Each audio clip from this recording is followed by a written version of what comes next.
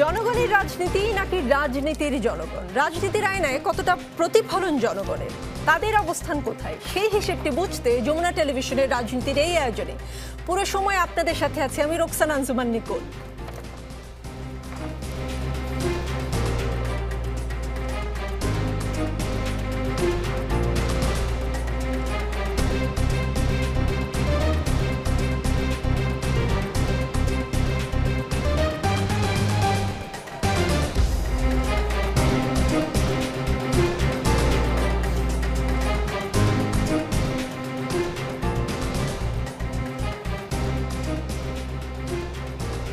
দর্শক, আজকের রাজনীতিতে আমাদের সঙ্গে আছেন বিএনপি দলীয় সাবেক হুইপ ব্যারিস্টার রুমিন ফারহানা, সাথে আছেন যুক্তরাষ্ট্রের হাওয়ার্ড বিশ্ববিদ্যালয়ের সহকারী অধ্যাপক ডক্টর মির্জা গালিব, সাথে আছেন প্রধান উপদেষ্টার সিনিয়র সহকারী প্রেস সচিব ফয়েজ আহমদ, জাতীয় নাগরিক পার্টির সদস্য সচিব আক্তার হোসেনও রাজশাহী থেকে আমাদের সাথে সংযুক্ত থাকবেন। ব্যারিস্টার রুমিন ফারহানা, আপনি নিজ যোগ্যতায় বসেননি, আপনাকে আমরা বসিয়েছি, আপনি আমাদের কথা শুনতে বাধ্য। চট্টগ্রাম বিশ্ববিদ্যালয়ে উপাচার্যকে তার কক্ষে তার আসন ঘিরে দাঁড়িয়ে এমন কথা বলেছেন শিক্ষার্থীরা।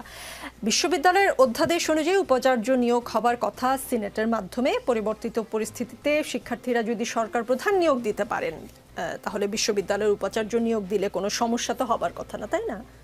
আমি আপনার কথার সাথে অনেকটাই একমত এই কারণেই যে গত 9 মাসে আমরা একটা প্যাটার্ন লক্ষ্য করেছি ফ্রম ডে ওয়ান। সেই প্যাটার্নটা হচ্ছে, শুরুতে আমরা মনে করেছিলাম উত্তেজিত জনতা, একটা ট্রমার মধ্যে আছে দেশের মানুষ, একটা 15 বছরের বিভৎস সময় আমরা পার করেছি। সব কিছু মিলিয়ে আমরা কিছুটা সফটলি হয়তো দেখা শুরু করেছিলাম, এবং সেই সফটলি দেখার সুযোগে আমরা দেখলাম যে 100-র উপর মাজার ভাঙা হয়ে গেল। আমরা দেখলাম নারীদের কাপড়ের উপর মরাল পুলিশিং চলে আসলো। আমরা দেখতে পেলাম বিভিন্ন জায়গায় হই হুল্লা করে কিছু মানুষ ঢুকে যাচ্ছে, হয়তো সেটা আওয়ামী লীগের নেতার প্রাক্তন কোনো স্ত্রীর বাড়ি কিংবা আওয়ামী লীগের কোনো নেতার আত্মীয়র বাড়ি হতে পারে, এবং সেটাকে ভাঙচুর ভ্যান্ডালাইজ করা হচ্ছে।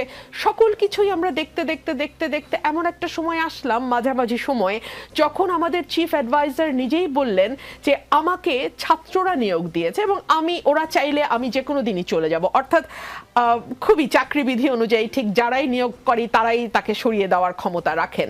সো ঠিক একই রকমভাবে উনি বললেন, এবং এই কথাটি বলার মধ্যে দিয়ে একদিকে যেমন এই মব যারা তৈরি করছে, মব থেকে সুবিধা নেওয়ার চেষ্টা করছে, তাদেরকে উনি এক ধরনের প্রশ্রয় দিলেন এবং তিনি বললেন আমি তোমাদের সাথে আছি। না, এটা উনি প্রত্যক্ষভাবে বলেননি বা এই শব্দগুলো এক্স্যাক্টলি উনি বলেননি, কিন্তু উনি ওনার কাজ কর্ম এবং নানান আচার আচরণের মধ্যে দিয়ে বুঝিয়ে দিলেন উনি আছেন। দেখুন, 32 নাম্বার ভাঙা হলো। আমি জানি এটা নিয়ে আজকে অনেকেই হয়তো আমার বিরুদ্ধে লাগলেও কিছু যায় আসে না। 32 নাম্বারটা 24-48 ঘন্টা ধরে ভাঙা, এটা বিভৎস রকম একটা মববাজি। এবং সেই সময় আপনার নিশ্চয়ই মনে আছে হিন্দি গান বাজানো, তার সঙ্গে নাচানাচি করা, সকল কিছুই হয়েছে। এরপরে আমরা দেখলাম যে যেই মবের ব্যাপারে বলা আছে যমুনার একটা মানে লক্ষণ রেখা টানা আছে, তার বাইরে আসলে গিয়ে কেউ যমুনার কাছে মিটিং করতে পারবে না। কিন্তু আমরা দেখলাম যে সরকারের নিজস্ব দল, যেটাকে আমি রাজার দল বলি, তারা কিন্তু ঠিকই যেতে পারলো, এবং তার পরপরই আমরা দেখলাম আওয়ামী লীগকে নিষিদ্ধ করার একটা ঘোষণা আসলো। আপনি কিন্তু এই ঘটনাগুলোকে বিচ্ছিন্নভাবে দেখলে হবে না, ঘটনাগুলোর একটা প্যাটার্ন আছে। ঘটনাগুলো কিন্তু আপনাকে একটা মেসেজ দেওয়ার চেষ্টা করছে, যেই মেসেজটা গতকাল বা গত পরশু জামায়াতের আমির প্রথম দিলেন। তিনি বললেন এই আইন শৃঙ্খলা পরিস্থিতি নিয়ে তো আসলে নির্বাচন করা যায় না। আপনি নিশ্চয়ই জানেন যে বেশ কয়েকটি রাজনৈতিক দল এবং সেই সঙ্গে সরকারের একটা বড় অংশ চাইছে নির্বাচনটিকে যতদূর সম্ভব পিছিয়ে দেওয়া যায়। সো এই ধরনের আনরেস্ট যদি চলতে থাকে, এই ধরনের মবক্রেসি যদি চলতে থাকে, তাহলে তো সত্যি আমি নিজেই বলবো যে আসলে আমি বা কি করে গ্যারান্টি দেবো যে আমার ভোটগুলো আমার বাক্সে ঠিক মতো গিয়ে পড়বে। এরকম একটা অবস্থা খুবই ঠান্ডা মাথায় পরিকল্পিতভাবে তৈরি করা হচ্ছে, এবং আমি আপনাকে আজকে আগাম বলে রাখি এই সকল কিছুই হচ্ছে নির্বাচনকে পিছিয়ে দেওয়ার একটা চেষ্টা। আপনি দেখুন, কেবলমাত্র বিএনপি ছাড়া আর যত ক্রিয়াশীল রাজনৈতিক দল মাঠে আছে তাদের জন্য কিন্তু যত দেরি হয় ততই ভালো। কেন ভালো?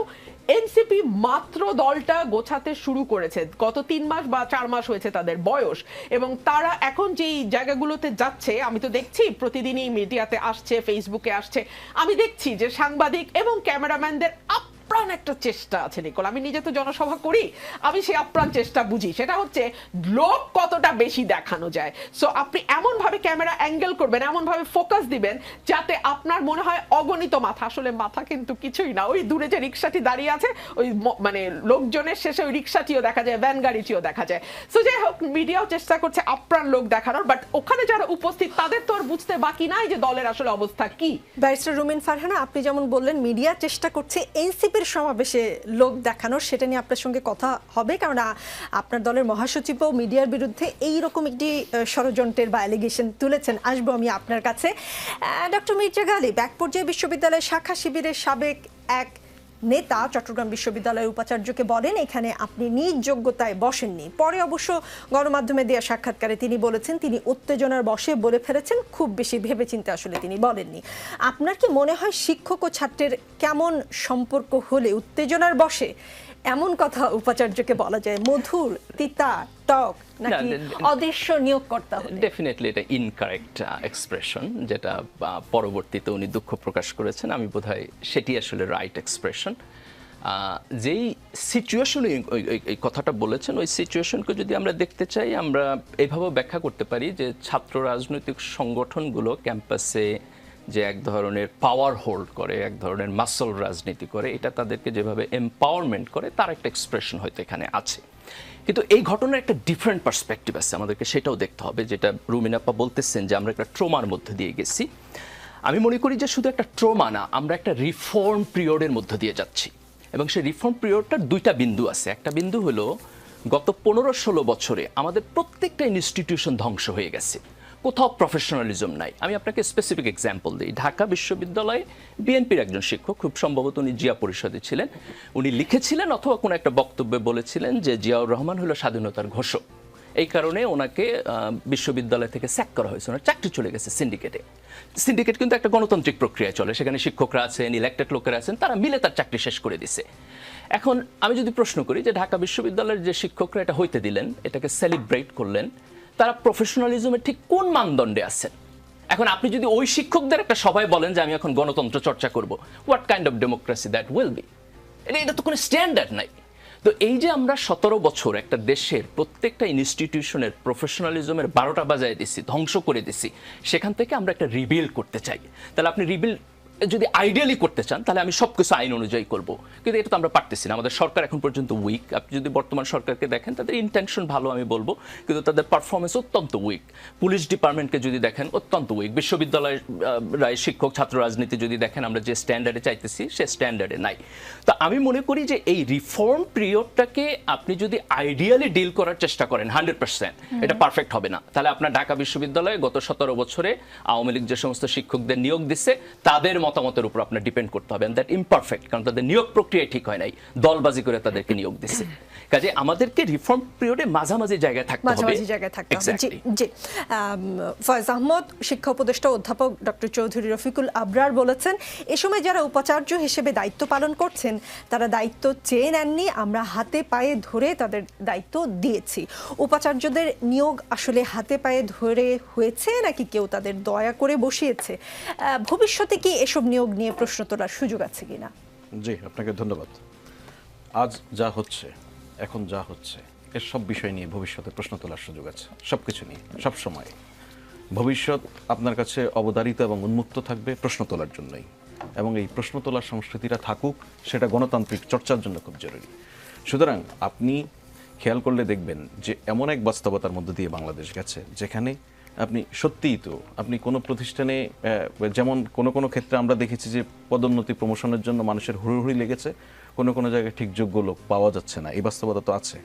এখন ভাই যেটা বলছিলেন, লাস্ট 17 ইয়ার্সে কী হয়েছে, সবগুলি অ্যাপয়েন্টমেন্ট পিয়ন পর্যন্ত, পিয়নের অ্যাপয়েন্টমেন্ট দেওয়ার ক্ষেত্রেও এমপি মন্ত্রীদের ডিও লেটার নিয়ে দেওয়া হয়েছে, তাই না? তো সেই বাস্তবতায় আপনি যখন একজন অন্তত পরিচ্ছন্ন ইমেজের একজন মানুষকে এক জায়গায় বসাতে চেষ্টা করবেন, সে জায়গায় তাকে হয়তো হাতে পায়ে ধরে বলা, আপনি যেটা কোট অ্যান্ড কোট বলছেন, অনেক সময় অনুরোধ করতে হচ্ছে, নানান লোককে অনুরোধ করে রাজি করাতে হচ্ছে।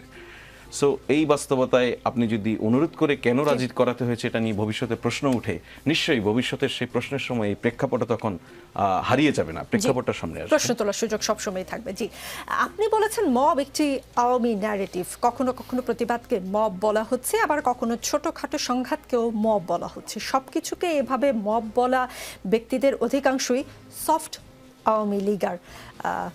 নতুন একটা টার্ম। স্বরাষ্ট্র উপদেষ্টা আজ দুপুরেই বলেছেন সাম্প্রতিক সময়ে সারা দেশে মবের ঘটনা বেড়েছে, তবে জড়িতদের বিরুদ্ধে ব্যবস্থা নেওয়া হচ্ছে। স্বরাষ্ট্র উপদেষ্টা কি সফট আওয়ামী লীগার? কেন, আপনার কেন মনে হচ্ছে? তিনি তো বলেছেন যে সাম্প্রতিক সময়ে সারা দেশে মবের ঘটনা বেড়েছে, তবে জড়িতদের বিরুদ্ধে ব্যবস্থা নেওয়া হচ্ছে। তিনি তো বেড়েছে বলেছেন। আমি কি বলেছি? আপনি বলেছেন যে মব কখনো প্রতিবাদকে মব বলা হচ্ছে, আবার কখনো ছোটখাটো সংঘাতকেও মব বলা হচ্ছে। সবকিছু এইভাবে মব বলা ব্যক্তিদের অধিকাংশই সফট আওয়ামী লীগার। অধিকাংশ, জি, অধিকাংশের মধ্যে স্বরাষ্ট্র উপদেষ্টা নেই। স্বরাষ্ট্র উনি তার উপদেষ্টা, দায়িত্বের জায়গা থেকে দায়িত্ব পালন করছেন। দেখুন, প্রথম কথা হচ্ছে আপনি যদি শুধুমাত্র আমার যেই বক্তব্যের প্রেক্ষিতে আপনি বললেন, আমার বক্তব্যের এই অংশটুকুকে নিয়ে যদি বলেন, আপনার কাছে মনে হবে আমি মবকে কোনো না কোনোভাবে জাস্টিফাই করার চেষ্টা করছি। এটা ব্যক্তিগতভাবে আমি এই প্রক্রিয়ার পক্ষে নয়, আমি এই কালচারেরও পক্ষে নয়। কিন্তু আপনি কেউ যদি মবের বিরুদ্ধে কথা বলেও সেটা অযৌক্তিক ভাবেও বলে, তাকে কি আপনি সফট আওয়ামী লীগার আপনি তো বলছেন আমি সুনির্দিষ্টভাবে কাউকে কোনো ট্যাগ দিইনি। বুঝতে হবে আপনাকে, ট্যাগের ঝামেলাটা কখন হয়, বরঞ্চ এই কথা বলে আমি নানান ধরনের ট্যাগ খেয়েছি, সেটাকে তবু আমি মব বলছি না। আপনি আপনার প্রতিক্রিয়া প্রকাশ করেছেন। দেখুন, আপনি বিশ্বজিৎকে যেভাবে হত্যা করা হয়েছে, আমরা কি মব বলেছি ওইটাকে? আপনার যদি মনে পড়ে, আবরারকে যেভাবে হত্যা করা হয়েছে, আমরা কি সেটাকে মব বলেছি? জাফরুল্লাহ চৌধুরীকে শহীদ মিনারে যেভাবে লাঞ্ছিত করা হয়েছে, আমরা কি মব বলেছি? মাহবুবুল্লাহকে ইঞ্জিনিয়ার্স ইনস্টিটিউশনে যেভাবে অপমানিত করা হয়েছে, কাপড় ছিঁড়ে নেওয়া হয়েছে, আমরা কি সেটাকে মব বলেছি? যেটা মব হোক, অসুবিধা নেই, সেটাকে আমি কোনোভাবেই সমর্থন করতে পারি না, করছি না। কিন্তু বিষয়টি হচ্ছে কি, বিষয় হচ্ছে আপনি এই এক মব এই শব্দের উপর দাঁড়িয়ে অপরাপর সকল বিষয়কে জেনারেলাইজ করে পুরো ব্যবস্থাটাকে আপনি ঠেলে দিচ্ছেন এমন এক জায়গায় যে মনে হয় যে আপনি সম্পূর্ণ একটি রেডিমেড জিনিস পেয়েছেন, যেটা খুবই আইডিয়াল, খুবই ডেমোক্রেটিক অবস্থা, সুশাসন যেখানে শতভাগ রয়েছে, সে জায়গায় নিয়ে আপনি কাজ শুরু করেছেন। সেখানকার সব প্রতিবাদ, সব বক্তব্য, সবকিছুই মব। এটা করার মধ্য দিয়ে আপনি আজকে ধরুন, আমি কোনো কিছু মেনশন করছি না, সুনির্দিষ্ট করছি না, আজকে আপনি হয়তো সুনির্দিষ্ট কোনো একটা অ্যাটাককে মব বলছেন, বড় মব বলছেন, কালকে আস্তে আস্তে আগাতে থাকবেন, তারপর আপনার কাছে হঠাৎ করে আবিষ্কার করবেন আপনি আপনার সংজ্ঞা অনুযায়ী, আপনি বলতে আপনাকে বলছি, তো আপনার সংজ্ঞা অনুযায়ী আপনি হঠাৎ করে আবিষ্কার করতে সক্ষম হবেন, সিরিয়াসলি সক্ষম হবেন, এবং সকল এলিমেন্ট আপনার সামনে হাজির হবে যে 5 আগস্ট যে গণভবন ভাঙা হয়েছে সেটাও মব। সেই জায়গায় কি যাবো আমরা কি সেই জায়গার জন্য উদ্ধার হয়েছি একটি ফেসিবাদের জায়গা থেকে? না। আবার একই সঙ্গে আপনি যখন কোনো সকল মতকে দমিয়ে রাখবেন, চাপিয়ে রাখবেন, সেটার এক ধরনের আউটবাস যখন হবে, হঠাৎ করে যখন জাপি ওপেন হয়ে যাবে, তখন নানান ধরনের অপ্রীতিকর ঘটনা ঘটতে থাকবে। এগুলি সোসাইটিতে, আপনি ধরুন আপা যখন বলছিলেন রেফারেন্সে মাজারে হামলার কথা বলেছেন, সত্য, অনেকগুলি মাজারে হামলা হয়েছে, নানান জায়গায় নানান ঘটনায় নানান লোকদের গ্রেফতার করা হয়েছে। আপনি সেটা কমে এসেছে কিনা দেখুন। তাহলে যখন এই মাত্রাটা আগে বেশি ছিল, সেই সময়ে আমরা এই ব্যাপকতার মধ্য দিয়ে এটাকে মব বলিনি। তাহলে মাত্রাটা যখন কমে আসছে, আমরা মব বলে একটা জিকির তুলছি, যেন অন্যান্য সকল প্রতিবাদী মব হয়ে যাচ্ছে। দেখুন, একজন ইউনিভার্সিটি শিক্ষক, উনি বিদেশে গিয়ে বলে এসেছেন যে বাংলাদেশে সংখ্যালঘুদের গণহত্যা করা হচ্ছে। সেই মানুষটিকে যখন সেই ইউনিভার্সিটিতে আবার প্রমোশনের জন্য শর্টলিস্ট করা হয়, শিক্ষার্থীরা যদি তার প্রতিবাদ বাহিরে গিয়ে রাস্তায় দাঁড়িয়ে প্রতিবাদ করে, সেটাকে আমি কোন কারণে আমি সেটাকে মব বলবো? আমি কি ইউনিভার্সিটিতে কোনো প্রতিবাদ করিনি কখনো? পটিয়ে যা হয়েছে, পাটগ্রামে যা হয়েছে, সেগুলো কি আপনার সংজ্ঞা অনুযায়ী? আমি আপনাকে পরিষ্কার বলি, মব বন্ধ হয়ে গেছে, মব হচ্ছে না। ফয়েজ আহমদ, সেটাকে কি আসলে আপনাদের সংজ্ঞা অনুযায়ী সেটা কি প্রেসার গ্রুপ, না তারা সফট আওয়ামী লীগ? দেখুন, আমি আপনাকে বলছি, মব বন্ধ হয়ে গেছে, মব হচ্ছে না, এই ধরনের কোনো বক্তব্য কিন্তু আমরা বলিনি। স্বরাষ্ট্র উপদেষ্টার বক্তব্যই আপনি দেখছেন পরিষ্কার, সেটা তো সরকারের বক্তব্য। কিন্তু আমাদের কনসার্নের জায়গা হচ্ছে, আমরা যখন এই সরকারের যে উনি বলছেন সরকার দুর্বল এরাও একটা অন্যতম কারণ কি জানেন? ইন্টেনশন ভালো, পারফরম্যান্স উইক। সেটা এখন সরকার দুর্বল হওয়ার একটা অন্যতম কারণ হচ্ছে 8 আগস্ট সরকার গঠন হওয়ার পর থেকে এই সরকার চেষ্টা করেছে সবকিছু একটি গণতান্ত্রিক প্রক্রিয়ার মধ্যে দিয়ে, আইডিয়াল প্রসেসের মধ্যে দিয়ে এগোবে। এই আইডিয়াল প্রসেসে এমন এক জায়গা থেকে এগোনো শুরু করেছে যেটা পরিবেশটা আমরা ওই অবস্থার জন্য প্রস্তুত ছিলাম না। দেখুন আপনি গণমাধ্যম কর্মী, আপনি দেখুন কোন কোন গণমাধ্যম স্বাধীনতার চূড়ান্ত ভোগ করতে গিয়ে কতটুকু স্বাধীনতা সেটারই লিমিট ক্রস করে যাচ্ছে। আপনি কে একজন ফেসবুকে কি লিখছে সেটা ফটোকাট করে ছড়িয়ে স্বাধীনতার দিচ্ছে। সীমা থাকে নাকি? স্বাধীনতার সীমা থাকে ডেফিনেটলি। বাংলাদেশের গণমাধ্যমের স্বাধীনতার সীমা আমার সংবিধান করে দিয়েছে। আপনি স্বাধীনতার সীমা থাকবে না এই এমন কোনো স্বাধীনতাই নেই। সুতরাং ওই জায়গা থেকে আপনি দেখেন একটা আইডিয়াল পরিস্থিতির যেমনটি হওয়া দরকার তেমনটি হওয়ার জন্য একটা পরিবেশ তৈরি করার প্রাথমিক ভিকটিম কিন্তু এই সরকারই। এই সরকারের উপর আপনি মব বলে চাপিয়ে দিচ্ছেন, বরঞ্চ এই মব বলে আপনি সরকারের বিরুদ্ধে এক ধরনের মব ক্রিয়েট করছেন। জি, আপনি মনে করছেন মব বললে আসলে সরকারের বিরুদ্ধে মব ক্রিয়েট হয় কখনো কখনো। আমি আক্তার হোসেনকে পেয়েছি। আক্তার হোসেন, আমাদের দেশের ভোটাররা 200 টাকায় ভোট বিক্রি করে না? এখন আপনারা যদি 200 টাকায় 300 টাকা দিয়ে ভোট বিক্রি করেন তাহলে যোগ্য নেতা কোনোদিনও ক্ষমতায় আসবে না। কথাগুলো বলেছেন এনসিপির হাসনাত আব্দুল্লাহ। আক্তার হোসেন, 2024-এর নির্বাচনে টাকা কেন? সকল চেষ্টার পরেও ভোট কেন্দ্রে ভোটার হাজির করা যায় নাই, ভয় দেখানোও কিন্তু হয়েছিল। আর আপনারা বলছেন 200 টাকায় এই দেশের মানুষের ভোট বিক্রি করে। ভোটারদের অপমান করা হলো কিনা আক্তার হোসেন?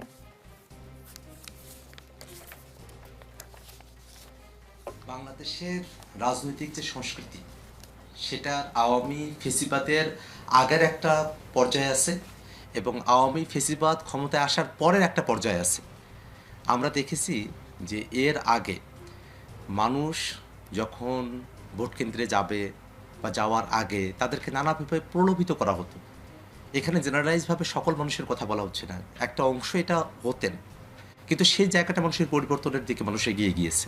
এবং এটা কিন্তু হাসনাত আব্দুল্লাহ যখন কথাটা বলছেন তখন অতীতের অভিজ্ঞতার কথা বলছেন, রিসেন্ট সময়ের কথা তিনি বলছেন না। আমরা দেখেছি যে বাংলাদেশের মানুষেরা যখন একটা প্রতিদ্বন্দ্বিতামূলক নির্বাচনের পরিবেশকে এখান থেকে শেষ করে দেওয়া হলো, রাতের ভোট হলো, একতরফা ভোট হলো এবং সব মিলিয়ে বাংলাদেশে একটা ফেসিবাদ চেপে বসলো, তখন কিন্তু বাংলাদেশের মানুষ ভোটের উপর যে আস্থার জায়গাটা আছে, বিশ্বাসের জায়গাটা আছে এবং এটার কার্যকারিতার জায়গা, সেটা নিয়ে মানুষ সন্দিহান হয়ে পড়লেন এবং মানুষের মধ্যে একটা প্রতিবাদের জায়গা তৈরি হলো।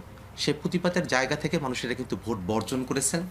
দেখা গেছে আওয়ামী লীগ যে একতরফা নির্বাচনগুলো করেছে সেখানে তারা যে সংখ্যক ভোটারের উপস্থিতি দেখিয়েছেন আসলে তত সংখ্যক মানুষ সেখানে ছিলেন না, খুবই অল্প সংখ্যক কিছু মানুষ সেখানে গিয়ে ভোট দিয়ে এসেছেন।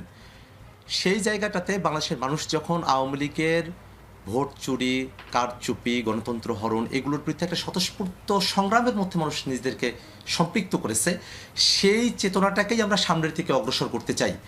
অতীতে যেভাবে বাংলাদেশের মানুষদেরকে ম্যানিপুলেট করা হয়েছে, বাংলাদেশের মানুষদেরকে ভয়ভীতি প্রদর্শন করা হয়েছে, সেটা না থেকে বাংলাদেশের মানুষেরা যেন স্বাধীনভাবে বাংলাদেশটাকে গঠন করবার জন্য তারা যেন ভোট প্রদান করে, তারা যেন কোনো প্রলোভনে প্রলোভিত না হয়, কোনো চাপে যেন ভীত না হয়, যেটা তারা 24-এর অভ্যুত্থানের সময়টাতে আগের সময়টাতে তারা দেখিয়েছেন, সেটার একটা কন্টিনিউশনের আলাপ আমরা এখানে দিয়েছি। আমরা মানুষের কাছে তাদের মধ্যকার প্রতিবাদী যে চেতনা, একই সাথে স্বচ্ছতার যে ধারণা, সেটাকেই আমরা সামনের থেকে অগ্রসর হওয়ার জন্যই এই কথাটা বলেছি। ঠিক এই মুহূর্তে বাংলাদেশের মানুষ ভোটের কাছে, টাকার কাছে ভোট বিক্রি করে দিচ্ছে এমন কোনো আলাপ কিন্তু হাসনাত আব্দুল্লাহ এমন কোনো আলাপ হয়নি। আক্তার হোসেন, আপনার কাছে দুটি প্রশ্ন। প্রথম প্রশ্ন, ঠিক কোন নির্বাচনে 200 টাকার বিনিময়ে আমাদের ভোটাররা ভোট বিক্রি করেছিল সেটা একটু বুঝতে চাই, সময়কালটা বললেও হবে। দ্বিতীয় প্রশ্ন, হাসনাত আব্দুল্লাহ কি ডক্টর ইউনূস, প্রধান উপদেষ্টা ডক্টর ইউনূসকে ফলো করলেন কিনা? কেননা বিদেশি এক সাংবাদিক যখন তাকে প্রশ্ন করেছিলেন যে দলগুলো তো বলতে পারে এই প্রক্রিয়ার মধ্যে ঐকমত্য কমিশনের কথা বলেছিলেন বা সংস্কার প্রক্রিয়ার কথা বলেছেন, যে এই প্রক্রিয়ার মধ্যে গণতান্ত্রিক উপাদান নেই, আপনি ভোটারদের উপর আস্থা রাখছেন না কেন? এইসব সিদ্ধান্তের জন্য ভোটারদের উপর নির্ভর করছেন না কেন? কমিশনের চেয়ে ভোটারের কাছে যাওয়াই তো ভালো। উত্তরে প্রধান উপদেষ্টা বলেছেন এমনটা যদি তারা পারতেন তাহলে ভালো হতো, কিন্তু অনেক জটিল বিষয় রয়েছে। শেষ পর্যন্ত আপনি কত টাকা দেবেন, আমি ভোট দেব, টাকা দেবেন, ভোট দেব, ভোটের বিষয়টি এমন হতে পারে। আমরা সেদিকে যেতে চাই না, ভোটাররা এই বিতর্ক প্রতিদিন দেখছে। আমাদের চূড়ান্ত লক্ষ্য হলো সব দলের সম্মতিতে পাওয়া সুপারিশগুলো আলাদা করা এবং এরপর সব দলের স্বাক্ষরের মাধ্যমে এটি উদযাপন করা। জুলাই সনদ জাতির কাছে উপস্থাপন করা হবে এবং তার ভিত্তিতে নির্বাচন হবে। হাসনাত আব্দুল্লাহ কি তার কথায় কোনোভাবে প্রভাবিত হয়েছেন কিনা? দেখুন, বাংলাদেশের যে প্রেক্ষাপট, সেখানে বাংলাদেশের মানুষেরা অনেক দারিদ্র্যের মধ্য দিয়ে তাদেরকে যেতে হয়েছে, অভাবের মধ্য দিয়ে তাদেরকে যেতে হয়েছে। ভোটের গুরুত্ব আসলে কি সেটা মানুষ খুব বেশি একটা তাদেরকে বুঝতে দেওয়া হয়নি, কারণ এখানে রাজনীতিকে পেশি শক্তির জায়গায়, অর্থের জায়গায় সীমাবদ্ধ করে ফেলা হয়েছিল। মানুষের ভোট, সেটা যে একটা স্বাধীন চিন্তার বহিঃপ্রকাশ, সেই ধারণাটাই মানুষের সামনে উপস্থাপনের সুযোগটাকে হতে দেওয়া হয়নি একটা দীর্ঘ সময় পর্যন্ত। এবং এই কারণেই এই আশঙ্কাগুলোর জায়গা তৈরি হয়েছিল। সেই আশঙ্কাগুলোর জায়গা আপনি একেবারেই এই আলাপটা যে বাংলাদেশের রাজনীতিতে হয় নাই অতীতে, সেটাকে আপনি একেবারেই না করে দিতে পারেন না। বরং এই আলাপটা অতীতে হয়েছে, সেই ভয়টা আমাদের মধ্যে আছে এবং সেই ভয়টাকে উতরে যাওয়ার মতো পরিস্থিতি বাংলাদেশে তৈরি হয়েছে। সেই জায়গা থেকেই বাংলাদেশের মানুষেরা তারা যে সাহসিকতার জায়গা থেকে তারা জীবন দিয়েছেন, যারা রক্ত দিয়েছেন, তারাই 200 টাকার বিনিময়ে ভোট বিক্রি করে দিবেন এটা এখন আমরা আর বিশ্বাস করি না। বরং আমরা বিশ্বাস করি বাংলাদেশের মানুষেরা তারা তাদের স্বাধীন স্বকীয় চিন্তা এবং স্বাধীন সত্তাকে ব্যবহার করেই তারা তাদের নিজেদের বিবেচনাকে প্রাধান্য দিয়েই তারা ভোট কেন্দ্রে যাবেন এবং ভোট প্রদান করবেন। সে জায়গায় প্রধান উপদেষ্টার যে কথা, সেই কথার দ্বারাই হাসনাত আব্দুল্লাহ প্রভাবিত হয়েছেন। বিষয়টা এমন নয়, বাংলাদেশের সামগ্রিক রাজনৈতিক অতীতের যে বাস্তবতা, সেই বাস্তবতাগুলো বিভিন্ন পত্রপত্রিকা বিভিন্ন জায়গায় আপনারা এটা দেখে থাকবেন। সেই জায়গা থেকে এই প্রসঙ্গটা এসেছিল। এটাকে বর্তমানের বা ভবিষ্যতের বাংলাদেশের প্রতিচ্ছবি হিসাবে ধরে নেওয়ার কোনো কারণ নেই।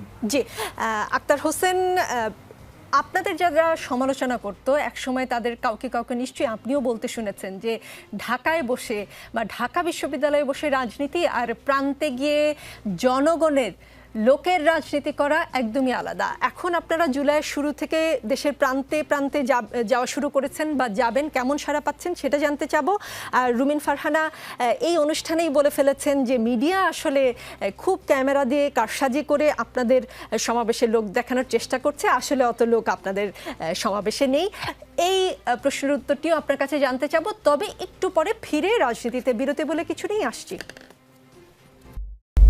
দর্শক দেখছেন রাজনীতি, আমাদের সঙ্গে জাতীয় নাগরিক পার্টির সদস্য সচিব আক্তার হোসেন আছেন। আক্তার হোসেন, বিরতির আগে আপনাকে একটি প্রশ্ন করেছিলাম, সাথে যুক্ত করে দিতে চাই। এনসিপির বিভিন্ন জেলা উপজেলা পর্যায়ে যেসব কমিটি দেওয়া হচ্ছে সেখানে স্থানীয় আওয়ামী লীগের নেতাকর্মীদের পদায়ন করা হচ্ছে। এসব নিয়ে গণমাধ্যমে একাধিক খবর প্রকাশিত হয়েছে। আওয়ামী লীগ নেতাকর্মীদের পুনর্বাসন করার বিষয়ে কঠোর সমালোচনা করে নিজ দলেই আবার তাদের ঠাঁই দিচ্ছেন। দু একটি উদাহরণও বলতে চাই। সংবাদে এসেছে যে নাটোরের লালপুরে আওয়ামী লীগ ও জাতীয় পার্টির নেতাদের নিয়ে জাতীয় নাগরিক পার্টির উপজেলা সমন্বয় কমিটি গঠন করা হয়েছে। কমিটির প্রধান সমন্বয়কারী হিসেবে দায়িত্ব পেয়েছেন সাবেক কৃষক লীগ নেতা হুমায়ুন কবির ও যুগ্ম আহ্বায়ক হিসেবে দায়িত্ব পেয়েছেন গোপালপুর পৌর জাতীয় পার্টির সাবেক সাধারণ সম্পাদক রবিউল ইসলাম রান্টু। 18 জুন রাতে দলটির সদস্য সচিব আক্তার হোসেন মানে আপনি এবং উত্তরাঞ্চল মুখ্য সংগঠক সার্জিস আলম অনুমোদিত 24 জনের কমিটি বিশ্লেষণ করে এ তথ্য পাওয়া যায়। এরপর খবর আছে জামালপুরের বক্সিগঞ্জ উপজেলা জাতীয় নাগরিক পার্টির কমিটিতে আওয়ামী লীগ নেতাকে পদ দেওয়া হয়েছে। এরপর খবর আছে দিনাজপুরের চিরিরবন্দর উপজেলা জাতীয় নাগরিক পার্টির সমন্বয় কমিটিতে স্থান পেয়েছেন ওমর ফারুক চৌধুরী নামে এক যুবলীগ নেতা। কুষ্টিয়ার কুমারখালী উপজেলা শাখা জাতীয় নাগরিক পার্টি সমন্বয় কমিটিতে যুগ্ম সমন্বয়কারী পদ পেয়েছেন আসাদুজ্জামান আলী নামে নিষিদ্ধ সংগঠন ছাত্রলীগের এক সাবেক নেতা। আরও উদাহরণ চাইলে বলতে পারি, কিন্তু আমার মনে হয় আপনি বুঝতে পেরেছেন আমি কি প্রশ্ন করেছি।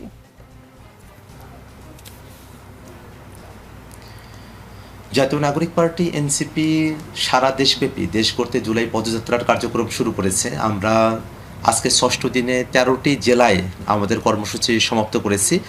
বাংলাদেশের উত্তরাঞ্চলের এই জেলাগুলোতে এনসিপির ডাকে এবং আমাদের নেতাকর্মীরা যারা আছেন তাদের সকলের একটা প্রস্তুতির ব্যাপারের জায়গা থেকেও আমরা দেখেছি যে অনেক মানুষেরা আমাদের এখানে এসে যুক্ত হয়েছেন স্বতঃস্ফূর্তভাবে। এমন অনেক মানুষেরা আসছেন যাদের সঙ্গে আমাদের সাংগঠনিক ওই অর্থে কোনো যোগাযোগের জায়গা তেমনভাবে নেই। তারা বাংলাদেশে একটা নতুন রাজনীতি দেখতে পেয়েছেন, নতুন রাজনীতির দিশা পেয়েছেন। সেই জায়গায় থেকেই তারা এনসিপির এই সমাবেশগুলোতে তারা অংশগ্রহণ করছেন। শুধুমাত্র তাই নয়, আমরা যখন পথসেবা করছি, কোনো একজন দোকানের সঙ্গে কথা বলছি বা কোনো একজন সাধারণ রিক্সা চালকের সঙ্গে কথা বলছি, তারা সকলে নতুন এক বাংলাদেশের প্রত্যাশার কথা আমাদেরকে জানিয়েছেন। একই সাথে আমরা দেখেছি যে বাংলাদেশের বিদ্যমান যে রাজনৈতিক কাঠামো, সেই কাঠামোতে এখন এসে জাতীয় নাগরিক পার্টি এনসিপির সমাবেশগুলোতে কতজন মানুষ অংশগ্রহণ করছেন সেই সংখ্যা অনেকেই গুনতে শুরু করেছেন। কিন্তু আসলে আমরা তো এই সংখ্যা গণার যে রাজনীতি, সেখান থেকে এসে একটা কোয়ালিটেটিভ রাজনীতিতেই নিজেদেরকে উপস্থাপন করতে চাই। এখন অনেকে যখন সংখ্যা গুনতে চান তখন কিন্তু সংখ্যা গুনে আবার শেষ করতেও পারবেন না। এখন আমাদের সমাবেশগুলোতে সাধারণ মানুষের যে ঢলের জায়গায় তৈরি হয়েছে, আমরা সেই বিতর্কের মধ্যে যেতে চাই না। আমরা শুধুমাত্র এই কথাটুকুই বলতে চাই যে আমরা মানুষের কাছে যে বার্তা নিয়ে গিয়েছি, মানুষেরা তাদের যে বার্তা আমাদের কাছে দিয়েছেন তার একটা সমন্বয় করে নতুন এক বাংলাদেশ যাতে আমরা গঠন করতে পারি, সেটাই আমাদের একটা প্রত্যাশার জায়গা থাকবে।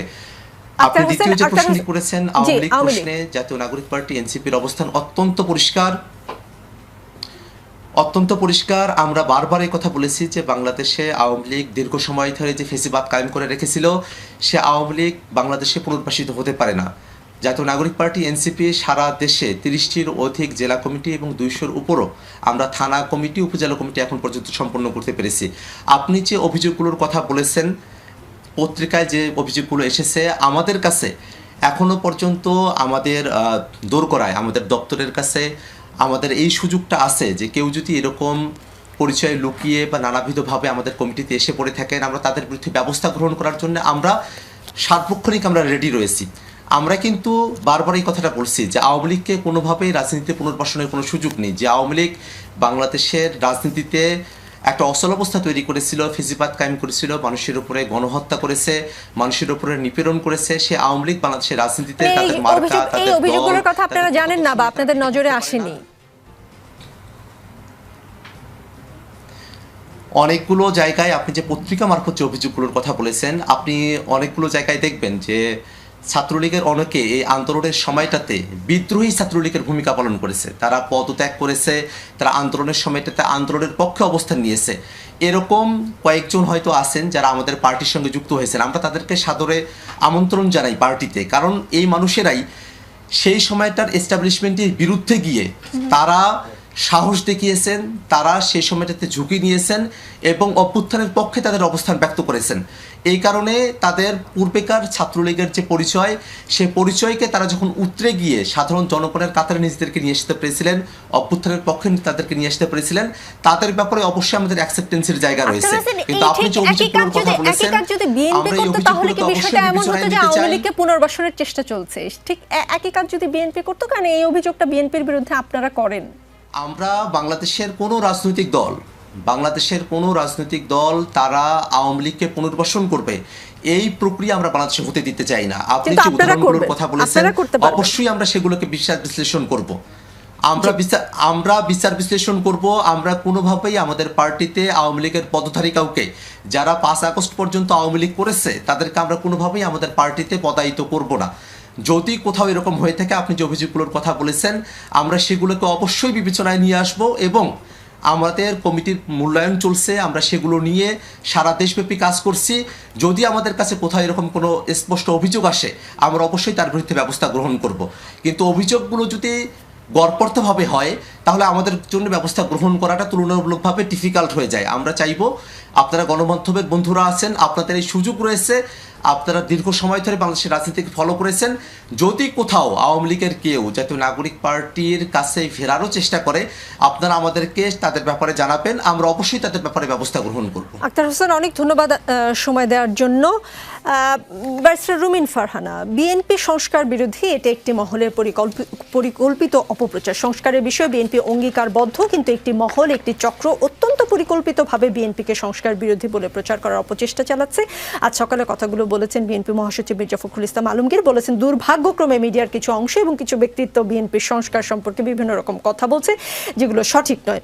বিএনপির প্রতিপক্ষ আওয়ামী লীগ, বিএনপির প্রতিপক্ষ এনসিপি, কখনো কখনো জামাত সহ অন্যান্য রাজনৈতিক দলও বিএনপির প্রতিপক্ষ। এখন দেখছি মিডিয়াও আপনাদের প্রতিপক্ষ, কারণ আপনি একটু আগে অভিযোগ করলেন এনসিপিকে নাকি এনসিপির সমাবেশে বেশি লোক দেখানোর চেষ্টাটা আসলে মিডিয়ার পক্ষ থেকে।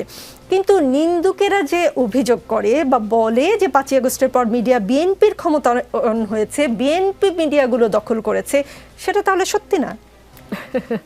আপনার প্রশ্নে আমি নাকি বিএনপি নাকি মিডিয়া ঠিক বিএনপি সুরে কথা না বললে সেটা আপনাদের পছন্দ হয় না? আচ্ছা, আমি আপনার প্রশ্নে আসছি। তার আগে আমি আমাদের শ্রদ্ধেয় মহাসচিব মির্জা ফখরুল ইসলাম আলমগীর যে কথাটি বলেছেন যে সংস্কার বিএনপি পছন্দ করছেন, এটা কেউ কেউ বলছে, বা সংস্কার বিএনপি চায় না, এটাও কেউ কেউ বলবার চেষ্টা করছে।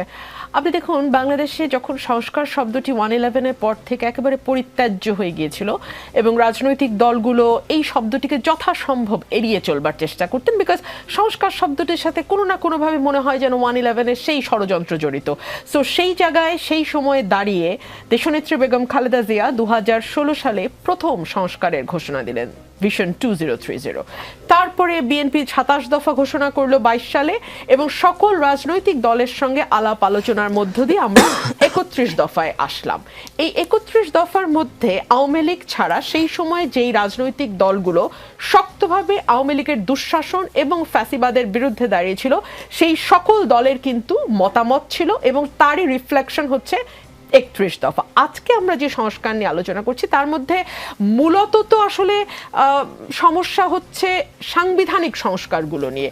সেখানে আপনি বাইক্যামেরাল পার্লামেন্ট বলেন, prime minister, leader of the opposition এবং রাষ্ট্রপতি সকলের ক্ষমতার মধ্যে একটা চেক অ্যান্ড ব্যালেন্সের কথা বলেন, কিংবা আপনি মন্ত্রী পরিষদের সাথে প্রধানমন্ত্রীর ক্ষমতা শেয়ারিং বলেন, কিংবা আপনি প্রতিষ্ঠানগুলোকে শক্তিশালী করবার জন্য বিএনপি কি কি পদক্ষেপ নেবে, বা দেশের কি কি পদক্ষেপ নেওয়া যায়, রাষ্ট্র কি কি পদক্ষেপ নিতে পারে সেই আলোচনা করেন। প্রত্যেকটা বিষয়ই কিন্তু 31 পয়েন্টসে হিট করা হয়েছে এবং বাইক্যামেরাল পার্লামেন্টের কথাও আমরা সেখানে দেখেছি, 70 অনুচ্ছেদের কথাও দেখেছি। এরপরে যখন আমাদের এই 5ই অগস্টের গণ অভ্যুত্থানের পর আমরা একটার পর একটা কমিশন গঠন করলাম, আমরা একটা ঐক্যমত কমিশন তৈরি হলো, সেখানে গিয়ে আমরা দেখলাম প্রধানমন্ত্রী রাষ্ট্রপতি ক্ষমতার ভারসাম্য, কিংবা ধরুন 70 অনুচ্ছেদ, কিংবা রাষ্ট্রপতির নিয়োগ, কিংবা সংসদের উচ্চ কক্ষ এবং নিম্ন কক্ষ, কিংবা নারী আসন 50 থেকে বাড়িয়ে 100টি করা, প্রধান বিরোধী দল থেকে ডেপুটি স্পিকার নিয়োগ দেওয়া, 4টি প্রধান সংসদীয় স্থায়ী কমিটির প্রধান বিরোধী দল থেকে আসা, এই সকল বিষয়ে কিন্তু বিএনপি একমত হয়েছে। কিছুদিন আগে প্রথম আলোতে একটা রিপোর্ট এসেছে যেখানে বলা হয়েছে দুদক, প্রশাসন এবং আইন শৃঙ্খলা রক্ষাকারী বাহিনীর কতগুলো সংস্কার প্রস্তাব হয়েছে তার কতগুলোতে বিএনপি একমত হয়েছে। সেটা জনাব সালাউদ্দিন আহমেদ, বিএনপির স্ট্যান্ডিং কমিটির সদস্য, তিনি একদম পরিষ্কার করে দিয়েছেন। সো বিএনপি সংস্কার চায় না, কথাটি বিরোধিতার খাতিরে বিরোধিতা করাই যায়। এটা মিডিয়া বলছে কেন বলেছেন? আমার প্রশ্নটা ওই জায়গায় ছিল। এই সকল কথাই মোটামুটি অনেকেই জানে, মিডিয়া কেন অপপ্রচার করছে বা মিডিয়া ষড়যন্ত্রের অংশীদার, সেই বিষয়টা পরিষ্কার হতে চাচ্ছিলাম। যে না, দেখুন, বাংলাদেশে মিডিয়ার কিছু অংশ এবং কিছু ব্যক্তি, দেখুন বাংলাদেশে মিডিয়ার স্বাধীনতা কতটুকু সেটা যদি আমরা যে আন্তর্জাতিক র্যাঙ্কিংগুলো আসে সেগুলোর দিকে তাকালেই খুব পরিষ্কার হয়ে যায়। গত 15 বছর মিডিয়াকে কিভাবে ব্যবহার করা হয়েছে যাতে ক্ষমতাটাকে টিকিয়ে রাখা যায়। মানে আমরা তো প্রশাসনের ক্ষমতা দেখেছি, পুলিশের ক্ষমতা দেখেছি, আমরা একই সঙ্গে বিচার বিভাগেরও রাজনীতিকরণ দেখেছি, কিন্তু সেই সঙ্গে মিডিয়াটাও কি খুব স্বাধীনভাবে চলতে পেরেছে? একেবারেই না। যদি চলতে পারতো তাহলে আমরা প্রথম আলো বা ডেইলি স্টারের সম্পাদককে বলতে শুনতাম না যে যা লিখতে চাই তা লিখতে পারি না, যা বলতে চাই তা বলতে পারি না। কিংবা ধরুন আমরা ডিজিটাল সিকিউরিটি অ্যাক্টে যখন একটার পর একটা সাংবাদিকের বিরুদ্ধে মামলা হয়েছে সেগুলো আমরা দেখেছি। রিপোর্টার্স উইদাউট বর্ডার্স এর র্যাঙ্কিং আমরা জানি। সো সেই সকল জায়গা থেকে যদি আপনি দেখেন বিএনপি মিডিয়া এই 9 মাসে হঠাৎ করেই একদম স্বাধীন হয়ে যেতে পারবে এটাই বা ভাবছেন কেন? ধরুন সেদিন একজন সিনিয়র সাংবাদিক মানব জমিনের মতিউর রহমান উনি বলছিলেন যে আচ্ছা এই সরকারের কি কোথাও কোনো ভুল নাই? মানে আমরা কেন কেউ লিখছি না বা বলছি না, এই সরকারের ভুল কি কোথাও হচ্ছে না? এখন এই তার মানে এখনো মিডিয়া নিয়ন্ত্রিত এবং সে মিডিয়া বিএনপির বিরুদ্ধে ষড়যন্ত্রে অংশগ্রহণ করেছে। বিএনপির বিরুদ্ধে না নিকল, এটা এই জায়গাটা ভুল হবে যদি আমরা বলি, বরং আমরা এটাকে এভাবে বলি যে আমরা সকলেই রাজার দল চিনি এবং রাজার দলের পরেও তো সেকেন্ড আরেকটা দল থাকে যেটা রাজার হয়তো পরবর্তীতে আরেকটু পছন্দের। মানে প্রথম রাজার দল যেটা সেটা তো রাজারই দল, তারপরের যে দল সেটাও রাজার খুব অপছন্দের দল নয়। সেগুলোর ব্যাপারে মিডিয়ার কিছু সফট কর্নার থাকবে, মিডিয়ার কেউ কেউ উপায়হীন ভাবে তাদেরকে ন্যায্যতা দেওয়ার চেষ্টা করবে, উপায় নাই তো। জি, ডক্টর মির্জা গালিব, বিএনপির সিনিয়র যুগ্ম মহাসচিব রুহুল কবির রিজভী বলেছেন যুগ যুগ ধরে জামায়াত মানুষের মনোভাব বুঝতে পারেনি, তাই দলটি 71-এর বিরোধিতা করেছিল। বর্তমানে মানুষের পালস বুঝতে না পেরে নির্বাচন পেছানোর পায়তারা করছে। বলেছেন জামায়াত একদিকে নির্বাচন পেছানোর কথা বলছে, আবার অন্যদিকে প্রার্থীদের নমিনেশন দিচ্ছে। এটা দ্বিচারিতা। জামায়াত দ্বিচারী কিনা, কি মনে করেন আপনি? না, জামাতের আমিরকে আমি যতটুকু দেখেছি উনি তো স্পষ্টভাবে বলেছেন যে রোজার আগে নির্বাচন হলে ভালো হয়, যেখানে ডক্টর ইউনূসের একটা ডেডলাইন ছিল জুন পর্যন্ত। তো উনি সেখানে রোজার আগে নির্বাচনের কথা বলছেন। তো আমার বোধ হয় যে বর্তমান যে অন্তর্বর্তী আচ্ছা, সরকার, উনি কিন্তু এটা বলেছেন, আমি আরেকটু বলি প্রশ্নের সাথে অ্যাড করি। উনি যেটা লালমনিরহাটের পাটগ্রামে শুক্রবারে যেটা বলেছেন, লালমনিরহাটের পাটগ্রামে থানায় হামলা চালিয়ে 2 আসামি ছিনিয়ে নেওয়ার ঘটনা উল্লেখ করে তিনি শুক্রবারে বলেছেন যে এই পরিস্থিতিতে নির্বাচন কিসের, কি নির্বাচন হবে। তারপরে শনিবার যেটা বলেছেন, সংস্কার ছাড়া যেন তেন নির্বাচন করা যাবে না। আবার ফেব্রুয়ারিতে নির্বাচন নিয়ে বাংলাদেশে জামায়াতে ইসলামের কোনো আপত্তি নেই। আজকে বিকেলে বলেছেন জামাতের নায়েবে আমির সৈয়দ আব্দুল্লাহ মোহাম্মদ তাহের। আসলে জামায়াতে ইসলামী নির্বাচন কি ফেব্রুয়ারিতে চায়, নাকি সংস্কার শেষ করে 5 বছর পরে নির্বাচন চায়, নাকি জামায়াত এপ্রিলে নির্বাচন চায়? আসলে জামায়াতে ইসলামী কি চায়? না, আমি তো আর জামাতের মুখপাত্র হিসেবে কথা বলতে পারবো না, আমি জামাতের সরাসরি মেম্বার না, আমি জাস্ট অবজারভার হিসেবে, নাগরিক হিসেবে যদি দেখি, তাহলে দেখেন এখানে 2টা জিনিস হয়েছে। প্রথম হলো যে সরকার যখন আসছে তারা খুব স্পষ্টভাবে বলছে যে জুনের পরে তারা থাকবে না, এবং জুন হচ্ছে তাদের ডেডলাইন। এর আগে আপনার ডিসেম্বর বলছে, ডিসেম্বর থেকে জুন এই পর্যন্ত ডেডলাইন। তো এই কথাই কিন্তু সরকার খুব স্ট্রেট ফরওয়ার্ড, এবং সেখানে ক্লিয়ারলি সে পজিশন আছে। আপনি জামাতকে যদি দেখেন, তারা সরকারের পজিশন তখন ডিনাই করে নাই, তাদের জুন পর্যন্তই ডেডলাইন ছিল। মাঝখানে তারা একটা সময় বলছে যে এটা যদি রোজার আগে হয় তাহলে ভালো হয়, কারণ রোজার সময় আপনি গেলে প্রায় জুন ক্রস করে যাবেন, গরম আসবে, বৃষ্টি আসবে। So they have a position যে আমি ফেব্রুয়ারিতে নির্বাচন চাই। এখন প্রশ্ন হলো, আপনি যখন ফেব্রুয়ারিতে নির্বাচন চান, তার আগে কি আমাদের কোনো কাজ নাই? ধরেন আমি নাগরিক হিসাবে যদি মনে করি যে ওকে, আমি ডেমোক্রেসিতে যাইতে চাই, গত 16 বছর গণতন্ত্র ছিল না, আমি একটা গণতন্ত্রে যাইতে চাই, তাহলে গণতন্ত্রে যাইতে হলে কি করতে হবে? নির্বাচন আমাকে দিতেই হবে। আপনি তো নির্বাচন ছাড়া গণতন্ত্রে যাইতে পারবেন না, কোনো ওয়ে নাই। কিন্তু আমি যদি নির্বাচনে যাইতে চাই, তার আগে আমার কাজ কি? আমার কাজ হলো এই 16 বছরে যে ইনস্টিটিউশনগুলো ভেঙে পড়ছে সেগুলো আমাকে একটু দাঁড়া করাইতে হবে। আমার প্রধান নির্বাচন কমিশনার আগে যারা ছিল তারা করতে পারবে না, তাহলে নতুন নির্বাচন কমিশনার দিতে হবে। আমার কনস্টিটিউশন নিয়ে প্রশ্ন উঠছে, তাই না? 72 কনস্টিটিউশন নিয়ে অনেকে আপত্তি করতেছেন। প্রশ্ন উঠছে, এই যে 16-17 বছরে একটা ফ্যাসিস্ট সরকার ডেভেলপ করতে পারলো, তাহলে কি আমাদের কোনো কনস্টিটিউশনাল প্রবলেম আছে যেটার মধ্য দিয়ে তারা তৈরি হয়েছে? আমরা কি এটাকে কোনো প্রকার চেক না করে আবার একই সিস্টেমের মধ্যে যাব? না, লেটস গিভ আ পজ। খুব লম্বা পজ দেওয়ার দরকার নেই। আমরা তো ধরেন যে নর্মাল যদি আপনি তত্ত্বাবধায়ক সরকারে যান, কতদিন হয়? 90 দিন। তাহলে ইউনূস সরকার আসার পর কেন আমরা সবাই বললাম না যে আমি ইলেকশন 90 দিনেই চাই? কারণ আমরা সবাই জানি সিস্টেম ফ্রেজাইল। এই সিস্টেমের মধ্যে আপনি 90 দিন ইলেকশন করতে পারবেন না। তাহলে আমি আরেকটু বেশি সময় নিলাম, সময়টা কতখানি হবে সেটা নিয়ে আলাপ আলোচনা হইতেছে। আমি মনে করি যে জুন একটা রাইট ডেডলাইন আর কি। আমার কাছে মনে হয় যে দ্যাটস আ ভেরি রিজনেবল। আর একটু 6 মাস বেশি সময় যদি নেয়, আমি ব্যক্তিগতভাবে কোনো প্রবলেম ফিল করি না। এখন আমাদের চোখ কোথায় যাবে? আমাদের চোখ যাবে যে প্রি রিকোয়ারমেন্ট, যে ইলেকশনের জন্য কি কি প্রয়োজন। তাহলে আমার ইলেকশনের জন্য তত্ত্বাবধায়ক সরকার ব্যবস্থা ফিরে আনতে হবে। আমার ইলেকশনের জন্য কনস্টিটিউশনের কিছুটা পরিবর্তনের কথা আমরা আলাপ আলোচনা করব। আমার আইন শৃঙ্খলা পরিস্থিতি স্বাভাবিক হইতে হবে, লেভেল প্লেইং ফিল্ড থাকতে হবে, তাই না? এই সব কিছু ঠিক করার পরে আপনি নির্বাচনে যাবেন।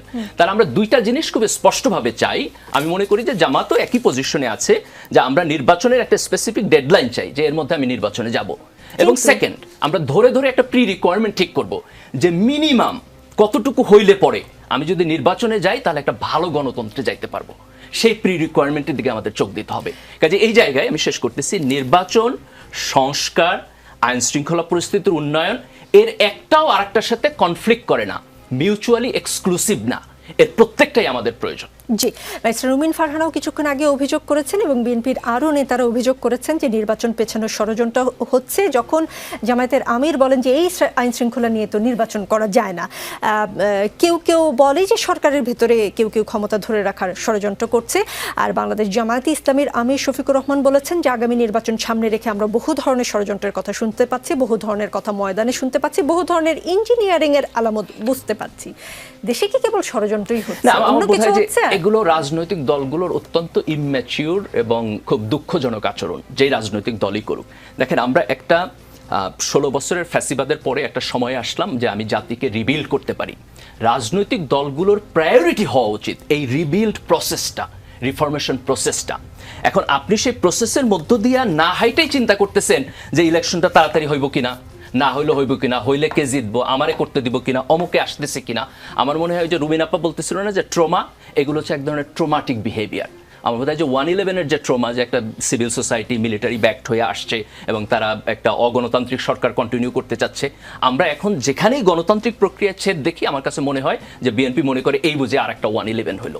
দেখেন, বিএনপি একটা বড় রাজনৈতিক দল, তাদের এখন সুযোগ ছিল জাতির গার্ডিয়ান হিসাবে ভূমিকা পালন করার।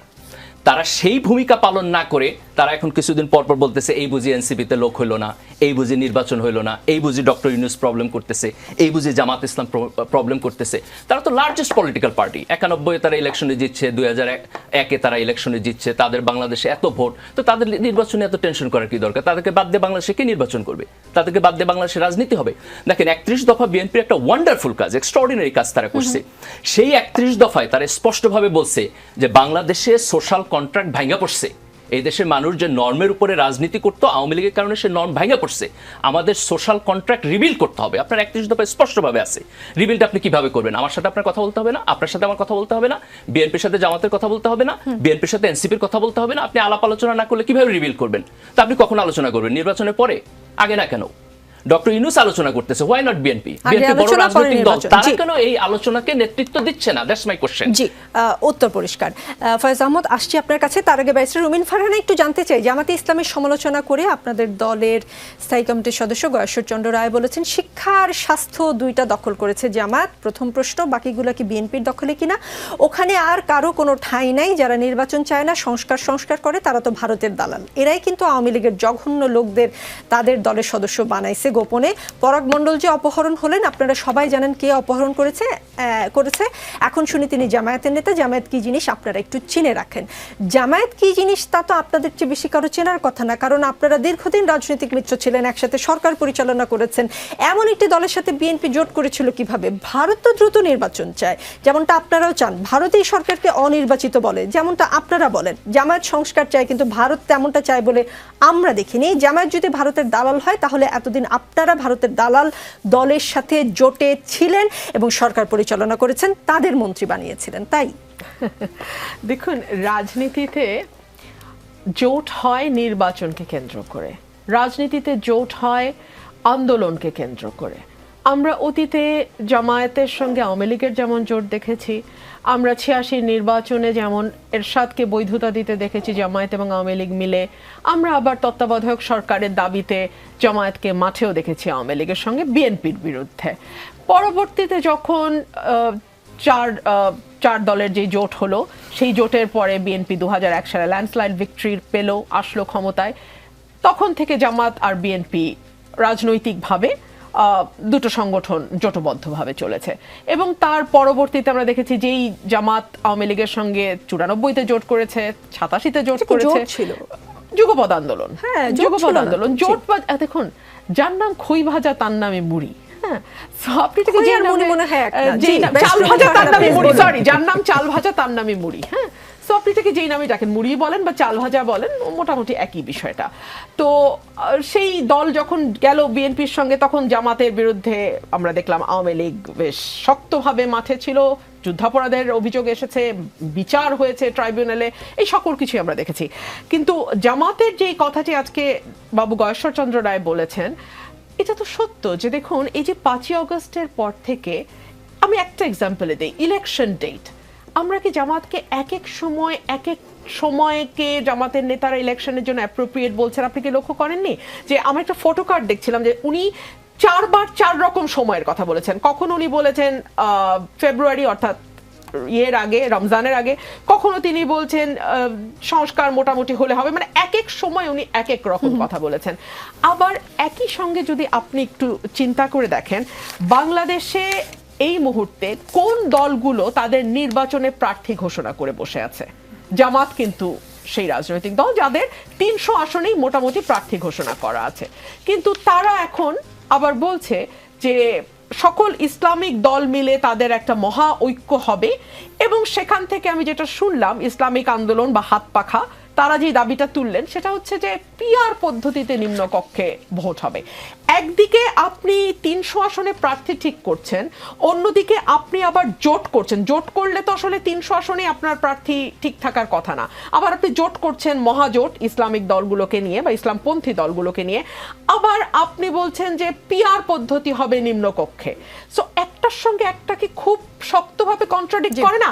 আমরা কি জামাতের আমিরকে ইসলামী আন্দোলন বা চরমনায়ের পীর সম্পর্কে খুবই ভয়াবহ উক্তি, আবার তাদেরকে জামাত সম্পর্কে ভয়াবহ উক্তি করতে দেখি না? রিজভী সাহেব এগুলোকেই দ্বিচারিতা বলেছেন। ফয়েজ আহমদ, এনবিআর এর আন্দোলন ছিল আমলাতন্ত্রে ক্যাডার বৈষম্যের চরম বহিঃপ্রকাশ। এই আন্দোলন দমন করতে দুদককে অপব্যবহার করা হয়েছে এমন সমালোচনা করে টিআইবি বলেছে, আন্দোলনকারীদের যেভাবে প্রতিহিংসামূলকভাবে শাস্তি দেওয়া হচ্ছে তা গ্রহণযোগ্য নয়। সিপিডির মতে এনবিআর এর আন্দোলনের যৌক্তিক সমাধান সম্ভব ছিল, তবে অন্তর্বর্তী সরকারের পক্ষে এখন আর এ সমস্যার সমাধান করা সম্ভব নয়। সমাধান করতে হবে নির্বাচিত সরকারকে। শীর্ষ ব্যবসায়ীদের মধ্যস্থতায় এনবিআর ঐক্য পরিষদের ব্যানারে রাজস্ব কর্মকর্তাদের আন্দোলন প্রত্যাহারের পর থেকে বাধ্যতামূলক অবসর, বরখাস্ত, বদলির ঘটনা ঘটছে। দুদককে অপব্যবহার করছে সরকার। জি, আপনাকে ধন্যবাদ। দুর্নীতি দমন কমিশন একটি স্বাধীন প্রতিষ্ঠান, তার কাজ করার কয়েকটি ধরন আছে। আগের সরকারও তাই বলতো। জি বলেন। পার্টিকুলারলি তো আগের সরকার যদি আইডিয়ালি তা বলতো, এখন যদি তাই হয়, এটা বললে কি অপরাধ হবে? বলেন। বললে প্রমাণ ছাড়া বললে অপরাধ হবে। যদি আমি বলছি অপরাধটা কোথায়, যদি এনবিআর ঐক্য পরিষদের ব্যানারে রাজস্ব কর্মকর্তাদের যাদেরকে বাধ্যতামূলক অবসর দেওয়া হলো, তাদেরকে যদি এখন তাদের পিছনে যদি দুদক তদন্ত করতে থাকে, যাদেরকে বরখাস্ত করা হলো, বদলি করা হলো, শুধু তাদের বিরুদ্ধে অভিযোগ করতে থাকে, অভিযোগ খতিয়ে দেখতে থাকে দুদক, তাহলে তো ব্যবহার করাই হলো। তার মানে আপনার দিক থেকে একটা প্রমাণ আছে। অনেক ধন্যবাদ। আমি শেষ করি, আপনারটা শেষ। আমি টিআইবির কথা বলছি, আমি সিপিডির কথা বলছি, আমি আমার কথা বলছি না, টিআইবি এবং সিপিডির কথা বলছি। জি, প্রবলেম ইজ ইয়োর্স। আপনি বলছেন যে শুধুমাত্র এনবিআর এর অফিসিয়ালদেরকে নিয়ে ইনকোয়ারি ইনভেস্টিগেশন হচ্ছে, তাই কি? আপনি যান দেখুন অন্য কোন ইনভেস্টিগেশন হচ্ছে কিনা। প্রবলেম আমার না, প্রবলেম থাকলে টিআইবির আর সিপিডির। জি, আপনি যা রেফারেন্স দিচ্ছেন আমি তার কথা বলছি। টিআইবি কে আগের সরকারও টিআইবির প্রবলেম বলতো। জি প্লিজ বলুন। আপনি আগের সরকার বলে আমাকে যদি রেফারেন্স করেন আমি লজ্জিত বোধ করি। জি প্লিজ। আমি নিজেকে আওয়ামী লীগের সঙ্গে তুলনা করতে চাই না। এখন আমি বলছি দুর্নীতি দমন কমিশন স্বাধীন একটি প্রতিষ্ঠান, তার কাজ করার কয়েকটি ধরন আছে। সে নিজস্ব একটি গোয়েন্দা ব্যবস্থা আছে এবং নাগরিকদের অভিযোগ দেওয়ার ব্যবস্থা আছে। ঠিক কিসের আলোকে সে এনবিআর এর অফিসিয়ালদের বিরুদ্ধে ইনকোয়ারি ইনভেস্টিগেশন লঞ্চ করছে এটা আমার জানা নেই। এটা দুদককে আপনি জিজ্ঞেস করলে সে ভালো বলতে পারবে। আমি এতটুকু বলতে চেয়েছিলাম, তার আগে আপনি আমাকে আওয়ামী লীগ বানিয়েছেন। What ever. তো আপনাকে আওয়ামী লীগ বানিয়েছে আমার মনে হয় মুশকিলের জায়গা হচ্ছে আপনি এক মুশকিলের জায়গা হচ্ছে আমি এনবিআর এর একটা সংস্কার, আমাদের এখানে ইকোনমিস্টরা এটাকে খুব প্রশংসা করেছে। সেটা নিয়ে আমাদের এনবিআর এর কর্মকর্তা কর্মচারীরা জব রুলস ব্রেক করে আন্দোলন করেছে, প্রতিবাদ করেছে, প্রতিষ্ঠানটিকে অচল করে দিয়েছে। সেখানে এমন এমন আচরণ তারা করেছে যা রাজনৈতিক নেতাকর্মীদের আন্দোলনেও সাধারণত দেখা যায় না। এরকম পরিস্থিতিতে সরকার যখন বারবার তাদের সঙ্গে বসেছে, আলোচনা করেছে, সরকার কয়েকবার তাদেরকে হুঁশিয়ার করেছে আমাদের কঠোর হওয়া ছাড়া কোনো বিকল্প নেই। তাহলে সরকার কিভাবে কঠোর হতে পারে? সরকার আইনের মধ্য দিয়েই কঠোর হতে পারে। সরকারি চাকরির নিয়ম নীতি মেনে, আইন মেনেই কাউকে সে অবসরে পাঠানোর অধিকার সরকার সংরক্ষণ করে। এইটা সরকারি চাকরিতে, সরকারি ব্যবস্থায় নাগরিকের অধিকার এবং সেবা নিশ্চিত করার জন্য এই সুশাসনের সুযোগ হিসেবেই আইনে আছে। সেই আইনটুকুই সরকার জাস্ট ব্যবহার করছে। জাতীয় নির্বাচন সামনে রেখে মাঠ প্রশাসনে পরিবর্তনের প্রস্তুতি শুরু করেছে সরকার। এর মধ্যে মাঠ প্রশাসনের সবচেয়ে গুরুত্বপূর্ণ পদ হিসেবে বিবেচিত জেলা প্রশাসক পর্যায়ে আগামী কিছুদিনের মধ্যে রদবদল করা হতে পারে। এই ধরনের কথা গণমাধ্যমে আসছে, আমরা শুনতে পাচ্ছি। এ লক্ষ্যে এখন যোগ্য কর্মকর্তা বাছাই করা হচ্ছে। সত্যি কিনা একটু জানতে চাই আপনার কাছে। এরকম জিনিস আমিও গণমাধ্যমে দেখেছি। আমি এখন পর্যন্ত প্র্যাকটিক্যালি এই ধরনের কোনো সিদ্ধান্ত ব্ল্যাক অ্যান্ড হোয়াইট আমার জানা নেই। এটা জনপ্রশাসন মিনিস্ট্রি এবং নির্বাচন কমিশনের দিক থেকে কোনো রিকমেন্ডেশন আছে কিনা এটা তারা বলতে পারবে। ঠিক আছে, আমি আর 2 মিনিট সময় আমার প্রোডিউসারের কাছ থেকে চেয়ে নিচ্ছি এবং ঠিক 1 মিনিট করে আপনারা উত্তর দিবেন। মির্জা গালিব সংস্কার না করে তড়িঘড়ি করে নির্বাচনে গেলে দেশে আবারও গণ অভ্যুত্থান করতে পারে বলে মন্তব্য করেছেন গণ অধিকার পরিষদের সভাপতি নুরুল হক নূর। আর জামায়াতে ইসলামের আমির ডক্টর শফিকুর রহমান বলেছেন আগামী নির্বাচন সামনে রেখে আমরা বহু ধরনের ষড়যন্ত্রের কথা শুনতে পাচ্ছি, বহু ধরনের কথা ময়দানে শুনতে পাচ্ছি, বহু ধরনের ইঞ্জিনিয়ারিং আলামত বুঝতে পারছি। আমরা সবাইকে স্মরণ করিয়ে দেই, শেখ হাসিনার হাতে সব বাহিনী ছিল, দৌড়দণ্ড প্রতাপ ছিল, জায়গায় জায়গায় নিজের লোক বসিয়েছিল, ক্যাডার মাস্তানদের দিয়ে রাষ্ট্র পরিচালনা করেছিল। কিন্তু যখন জনগণের জাগরণ ও বিস্ফোরণ হয়েছে তখন কি কেউ তাকে রক্ষা করতে পেরেছে? এটা কি কাকতালীয় কিনা যে নুরুল হক নূর এবং ডক্টর শফিকুর রহমান দুজনেই গণ অভ্যুত্থানের কথা বলেছেন, দুজনেই ষড়যন্ত্রের কথা বলেছেন, নাকি এর মধ্যে কোনো হিসেব নিকেশ আছে? না, আমি ষড়যন্ত্র শব্দের ব্যাপারে আমার আপত্তি আছে। রাজনীতিবিদদের উচিত না সবকিছু এই দৃষ্টিতে দেখা, কিন্তু আমি এর এসেন্সের সাথে এগ্রি করি যে জুলাইয়ের গণ অভ্যুত্থানে যে তরুণরা রাস্তায় দাঁড়িয়ে এই অভ্যুত্থান করেছে তাদের একটা মানসপট আছে, তাদের একটা ডিফারেন্ট থট প্রসেস আছে। এই থট প্রসেস আমাদের ট্র্যাডিশনাল রাজনীতির সাথে কনফ্লিক্ট করে, তারা একটা পরিবর্তন চায়। আমাদের যারা ভেটারান পলিটিশিয়ান তারা যদি এই পরিবর্তনের আকাঙ্ক্ষাকে না বুঝেন এবং আত্মস্থ করতে না পারেন, তাহলে আওয়ামী লীগের মতো পরের পলিটিক্যাল পার্টিগুলোকেও প্রাইস পে করতে হবে। অনেক ধন্যবাদ ব্যারিস্টার রুমিন ফারহানা। বিএনপির জাতীয় নির্বাহী কমিটির ভাইস চেয়ারম্যান আহমেদ আজম খান বলেছেন, দলীয় নেতাকর্মীদের বিরুদ্ধে চাঁদাবাজি ও দখলবাজি করার অভিযোগ প্রমাণিত হলে শুধু দল থেকে বহিষ্কার নয়, ধরে তাকে পুলিশে দেয়া হবে। যখনই প্রশ্ন করা হয় আপনাদের দলের নেতাদের যে বিএনপি সারা দেশে যেসব চাঁদাবাজি দখলদারি করছে তার বিরুদ্ধে বিএনপি কি করছে, আপনারা বলে থাকেন যে বহিষ্কার করছে, এখন বললেন পুলিশে দেব। কিন্তু গত বছরে 21শে আগস্ট ফরিদপুরের নগরকান্দায় বিএনপির দুই পক্ষের সংঘর্ষে একজনের মৃত্যুর ঘটনায় বিএনপির কেন্দ্রীয় নেতা সাংগঠনিক সম্পাদক শামা ওবায়েদ ও কৃষক দলের কেন্দ্রীয় সাধারণ সম্পাদক শহীদুল ইসলাম বাবুলের সদস্যপদ স্থগিত করা হয়েছিল। 10 নভেম্বর তাদের সদস্যপদ স্থগিতাদেশ প্রত্যাহার করা হয়েছে। চাঁদাবাজি ও দলীয় শৃঙ্খলা ভঙ্গের অভিযোগে ঢাকা মহানগর দক্ষিণ নিউ মার্কেট থানা বিএনপির সাবেক সাধারণ সম্পাদক হাজী জাহাঙ্গীর পাটোয়ারিকে মার্চে দলের প্রাথমিক সদস্যপদ সব পর্যায়ে থেকে বহিষ্কার করা হয়। একই অভিযোগেও ঢাকা মহানগর উত্তরের পল্লবী থানার 2 নম্বর ওয়ার্ড বিএনপির সভাপতি এস এম গোলাম মোস্তফা মাস্টারকে দলীয় সদস্য সহ সব পদ থেকে বহিষ্কার করা হয়।